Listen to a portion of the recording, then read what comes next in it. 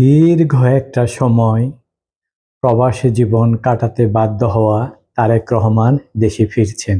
এই দেশে ফেরা নিয়ে তারেক রহমানের ভক্তদের মধ্যে শ্বাস রব রব উৎসব মুখর পরিবেশ দেখা যাচ্ছে। কিন্তু এর মধ্যেও অনেকগুলো প্রশ্ন মনের মধ্যে উকি দিচ্ছে। এর মধ্যে একটা হলো তার নিরাপত্তা। বাংলাদেশে এই ১.৫ বছরে যেভাবে জঙ্গিবাদ এবং উগ্রবাদের উত্থান হয়েছে, এ থেকে কি তারেক রহমানকে রক্ষা করা যাবে? এই মেটিকুলাস ডিজাইনাররা তারেক রহমান কি ক্ষমতায় যেতে দিবে? আর তারেক রহমান যদি জনগণের ভোটে নির্বাচিত হয়ে ক্ষমতায় যান, তিনি কি তার মায়ের আমলের সময়ে যেসব ঘটনা ঘটেছে সেসব থেকে শিক্ষা নিয়ে নতুন বাংলাদেশ গড়ার প্রতিশ্রুতি দিয়েছেন, সেই প্রতিশ্রুতি কি রাখতে পারবেন?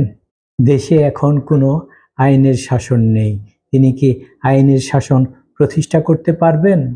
এই ১.৫ বছরে যারা জঙ্গিপনা করে রাষ্ট্রটাকে ধ্বংস করেছেন, বিভিন্ন প্রতিষ্ঠান, রাষ্ট্রীয় প্রতিষ্ঠান ধ্বংস করেছেন, তাদেরকে কি তিনি বিচারের মুখোমুখি করতে পারবেন? বিএনপি সবসময়ই প্রচ্ছন্নভাবে স্বাধীনতা বিরোধী দল হিসাবে পরিচিত ছিল, কিন্তু এখন দেখা যাচ্ছে তারা রাজনৈতিক কারণে জামায়াতে ইসলামের সমালোচনা করছে। বিএনপি কি সব কিছু ভুলে এখন আমাদের মুক্তিযুদ্ধকে সঠিকভাবে সত্যিকার অর্থে নিজের করে নিতে পারবে?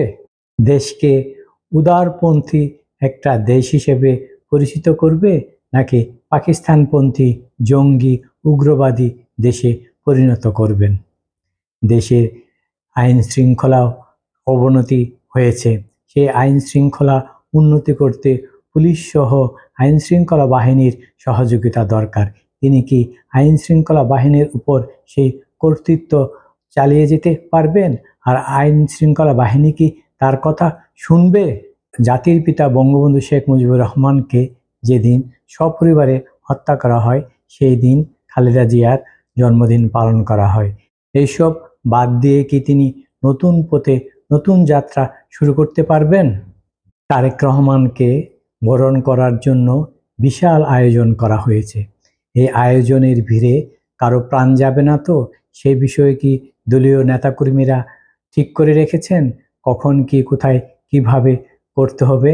দলের মধ্যে বিশৃঙ্খলা এই দল সৃষ্টির পর থেকেই তা বোঝা যায় বিভিন্ন অনুষ্ঠানে। একটা অনুষ্ঠান হলে তারা নিজেরাই নিজেদের মধ্যে মারামারি করে সেই অনুষ্ঠান পণ্ড করে, এমনকি জিয়ার মাজারে গিয়েও ধাক্কাধাক্কি মারামারি পর্যন্ত অহরহ ঘটনা ঘটছে। আর দলের ভিতরে যে চাঁদাবাজ, দখলবাজ, সন্ত্রাসী রয়েছে, তাদের কি এখন তিনি নিয়ন্ত্রণ করতে পারবেন? আমি আশা করি এইসব প্রশ্নের জবাব অচিরেই পাওয়া যাবে এবং তাকে স্বাগত জানিয়ে শেষ করতে চাই, এবং তার কাছে আমরা আশা করব তিনি যদি ক্ষমতায় যেতে পারেন, আশা করি নতুন একটা বাংলাদেশ গড়ার চেষ্টা করবেন। এটাই হলো আমাদের প্রত্যাশা।